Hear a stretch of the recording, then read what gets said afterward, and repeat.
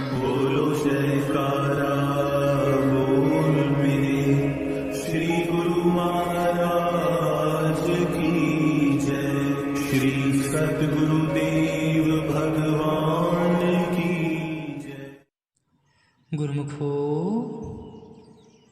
कबीर साहिब जी फरमाते हैं, कबीर वो दिन याद कर, पग ऊपर तल शीस, मृत्यु मंडल में आए के भूल गयो जगदीश। इस दोहे में परम संत श्री कबीर साहिब जी जीवों को चेतावनी देते हुए कथन करते हैं कि ये जीव, तू उस दिन को याद कर जबकि माता के गर्भ में तेरे पांव ऊपर और सिर नीचे था, अर्थात तू उल्टा लटका हुआ था। उस दुख से पीड़ित होकर तू उस समय परमात्मा से विनय करता था कि हे प्रभु, मुझे एक बार इस नरक कुंड से बाहर निकाल दो। मैं संसार में जाकर हर समय तेरा भजन स्मरण करूँगा। परंतु होता क्या है कि जीव संसार में आकर मायावी धंधों में पड़कर अपनी वास्तविकता को नितांत भूल जाता है। जीव को माया की दलदल में फंसा देख सत्पुरुषों को दया आ जाती है। वे जीवों को अपना कर्तव्य सुझाने हेतु संसार में आते हैं, क्योंकि इस भूल का कितना दुखदायी परिणाम निकलता है इसका स्पष्ट वर्णन इसमें दिया गया है। प्राचीन समय की एक प्रचलित कथा है कि एक देहाती गवार को पेट दर्द की शिकायत हुई। उस गांव में कोई हकीम या वैद्य न था। वहाँ से कुछ कोस पर एक शहर था। वह देहाती वहाँ के वैद्य के पास गया। वैद्य ने रोग देखकर दवा दे दी और साथ ही कहा कि घर जाकर भोजन न करना। उसने पूछा, तब क्या खाऊं? तो वैद्य जी ने बताया कि खिचड़ी बनाकर खा लेना। देहाती बेचारा सीधा साधा था। उसने कभी खिचड़ी का नाम तक न सुना था। वैद्य से पूछा कि महाराज, खिचड़ी क्या चीज़ होती है? वैद्य ने उत्तर दिया, तुम केवल खिचड़ी का नाम याद रखना। गांव में जाकर किसी से पूछ लेना कि खिचड़ी क्या चीज़ होती है, वह तुम्हें बता देंगे। सीधे साधे देहाती ने ऐसा ही किया। शहर से निकलते ही वह लगा खिचड़ी खिचड़ी रटने। पहले तो वह मन ही मन रटता रहा, फिर लगा जोर जोर से पुकारने। उसने सोचा, इस प्रकार खिचड़ी शब्द याद रहेगा। चलते चलते वह एक नदी के किनारे पहुंचा तो वहाँ हाथ मुंह धोकर पानी पीने लगा। पानी पीते समय खिचड़ी की रटन बंद हो गई। पानी पीकर उठा तो वह शब्द भूल चुका था। अब लगा दिमाग दौड़ाने कि वैद्य ने खाने को क्या बताया था। कई बार दिमाग लगाने पर अंत में उसके मस्तिष्क में यह विचार आया कि खाचड़ी, ऐसा ही कुछ एक शब्द वैद्य ने बताया था। अब पूर्वतः लगा जोर जोर से रटने, खाचड़ी खाचड़ी। मार्ग में एक खेत पड़ता था। उसमें बाजरे की फसल तैयार खड़ी थी। किसान खेत में से चिड़िया उड़ा रहा था। उधर से गुजरता हुआ यह देहाती अपनी ही धुन में खाचड़ी खाचड़ी जोर जोर से पुकारता चला जा रहा था। किसान ने जब यह आवाज़ सुनी तो सिर से पांव तक गुस्से में भर आया और कहने लगा, अरे मूर्ख, यहाँ तो हम चिड़ियों को उड़ाते उड़ाते पसीना पसीना हो रहे हैं और तू कहता है खाचड़ी खाचड़ी। किसान ने दौड़कर उसकी गर्दन पकड़ी और 2-4 लताड़ तमाचे जड़ दिए। बोला, क्यों बे, तेरे बाप का खेत है जो तू कहता है खा चिड़ी। मेरे तो इन चिड़ियों को उड़ा उड़ा कर नाक में दम होया जा रहा है, तू कहता है खा चिड़ी खा चिड़ी। वह हाथ जोड़कर कांपता हुआ बोला, भले आदमी, मैं तो निर्दोष हूँ, मैं तो वैद्य का बताया पाठ घोट रहा था। अब जो तुम बताओगे वही मैं कहूँगा।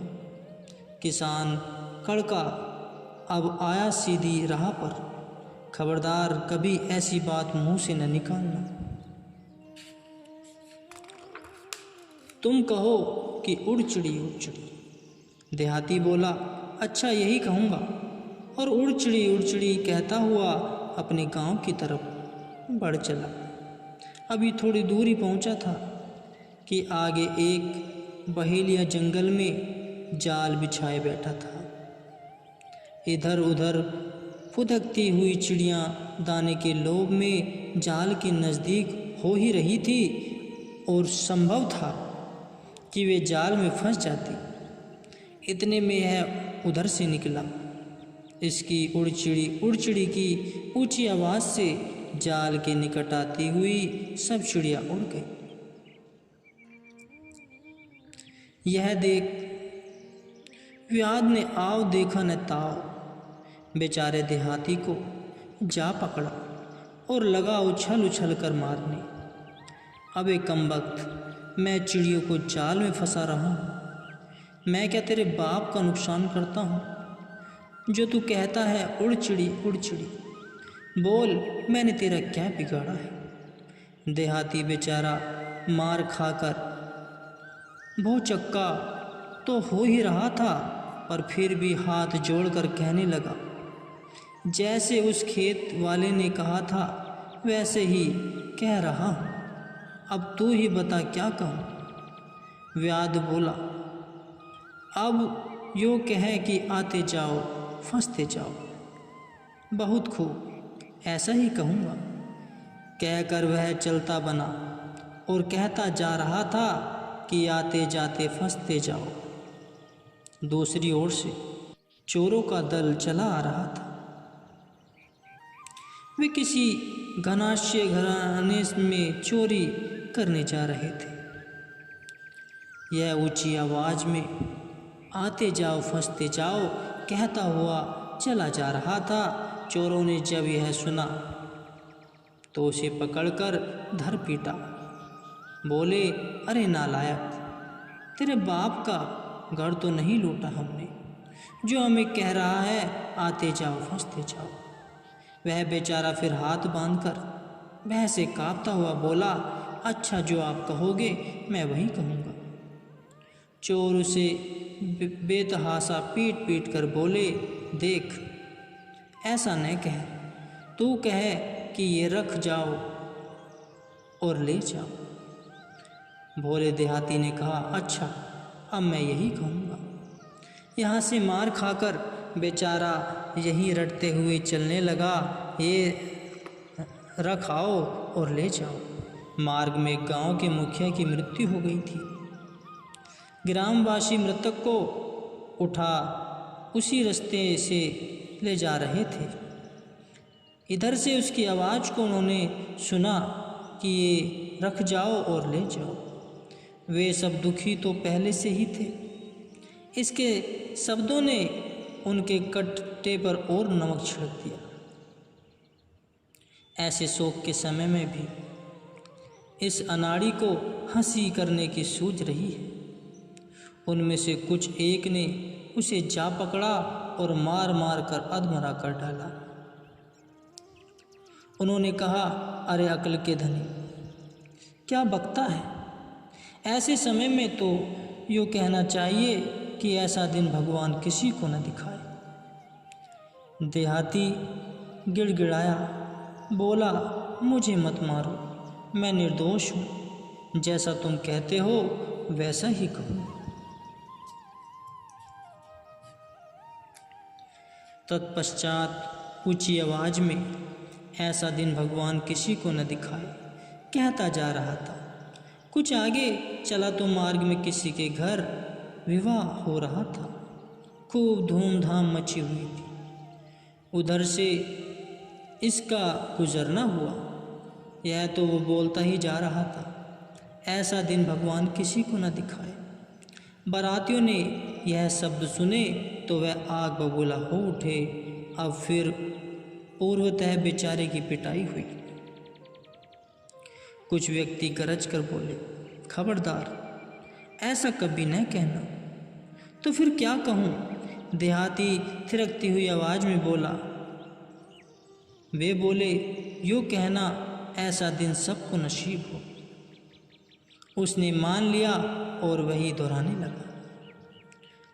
वह इसी वाक्य को, ऐसे दिन सबको नसीब हो, रटता हुआ बढ़ता जा रहा था। जहाँ से वह निकला वहाँ एक बच्चे को फोड़ा निकला हुआ था और वह उसकी पीड़ा से कर्रा रहा था। बच्चे के संबंधियों ने जब उसे यह कहते हुए सुना तो उनका पारा चढ़ गया। उन्होंने बेचारे को पूरी तरह से पीटा। देहाती भर्राई हुई आवाज़ से पूछने लगा, तो फिर क्या कहूँ? अरे मूर्खराज, ऐसा मत कह। तू यूँ कह कि यह सूख जाए, यह सड़ जाए। उन्होंने समझाया। इसके बाद वह सूख जाए, यह सूख जाए, यह सड़ जाए, यह कहता चला जा रहा था। कुछ आगे ही पहुंचा था कि एक माली पौध लगा रहा था। तो वह क्या सुनता है कि यह सूख जाए, यह सड़ जाए। माली को अत्यंत दुख हुआ कि यह कौन है जो मेरी मेहनत पर पानी फेरने की कोशिश कर रहा है। सिर उठाकर देखा तो एक देहाती कहता जा रहा था, यह सूख जाए, यह सड़ जाए। वह गुस्से में लाल पीला होकर उसकी मरम्मत करने लगा। यह रो रो कर कहने लगा, मत मार भैया, जो तू कहेगा वही मैं कहूँगा। इस पर माली ने कहा, अब यूँ कहना, इधर भी लग जाए, उधर भी लग जाए। इसका मतलब यह था कि मेरी पौध सब तरफ लग जाए। देहाती अब यही वाक्य दोहराता हुआ चलने लगा, इधर भी लग जाए, उधर भी लग जाए। वह अब अपने गांव के निकट आ पहुंचा था। गांव के बाहर कुछ झोपड़ियों में आग लगी हुई थी। आग की लपटें उठ उठकर आकाश से बातें कर रही थी। सभी लोग कमर बांधकर आग बुझाने में व्यस्त थे। कोहराम सा मचा हुआ था। इधर यह देहाती, इधर भी लग जाए, उधर भी लग जाए, कहता हुआ निकला। लोगों ने सुना तो आवेश में भर गए कि हम बड़ी मुश्किल में हैं, आग पर नियंत्रण नहीं किया जा रहा है और यह कहता है कि इधर भी लग जाए, उधर भी लग जाए। सब ने मिलकर उसे पीटना शुरू कर दिया। उनमें से एक वृद्ध गुस्से से उबलता हुआ बोला, मारो इस अक्ल के धनी को। यहाँ तो हम आग से लड़ते लड़ते अधजले हो रहे हैं और वह और भी अधिक आग लगाना चाहता है। मारो इसे, इतना मारो कि मार मार के इसकी खिचड़ी बना दो। खिचड़ी शब्द का उसके कान में पड़ना ही था कि उसकी जान में जान आ गई। वह चौंका और हाथ बांध कर बोला, बस बस बस, और ज़्यादा न मारो, अब मैं कुछ न बोलूँगा। जिसके लिए मैं इतनी देर से मार खाकर अधमरा सा हो चला हूँ, वह खिचड़ी शब्द मुझे मिल गया है। अब मुझे निरपराध को छोड़ो। इस पर लोगों ने उसे छोड़ दिया और उसने भी खिचड़ी खिचड़ी की रट लगाते हुए घर की राह पकड़ ली। यह कथा कितनी रोचक और शिक्षाप्रद है। जिस प्रकार की उस ऋण देहाती को वैद्य ने पत्थे के लिए खिचड़ी खाने को बताई थी, किंतु वह उस शब्द को भूलकर दुखों का शिकार बना। इसी प्रकार ही संत सद्गुरु भी जीव को, जिसकी आत्मा जन्मों से रोगी है, पथ्य के सेवन करने के लिए नाम रूपी औषधि बताते हैं। यह जीव के रूहानी रोगों के लिए रामबाण औषधि है, पर जीव मालिक के नाम को मायावी कीच में धंसकर नितांत विस्मृत कर बैठता है, जिसके परिणाम स्वरूप मृत्यु के बाद उसे 84 लाख योनियों का मुंह देखना पड़ता है। कभी शेर जैसी हिंसक योनि प्राप्त करता है तो कभी सांप बिच्छू बनकर प्राणी मात्र के लिए भय रूप तथा दुखप्रद बन जाता है।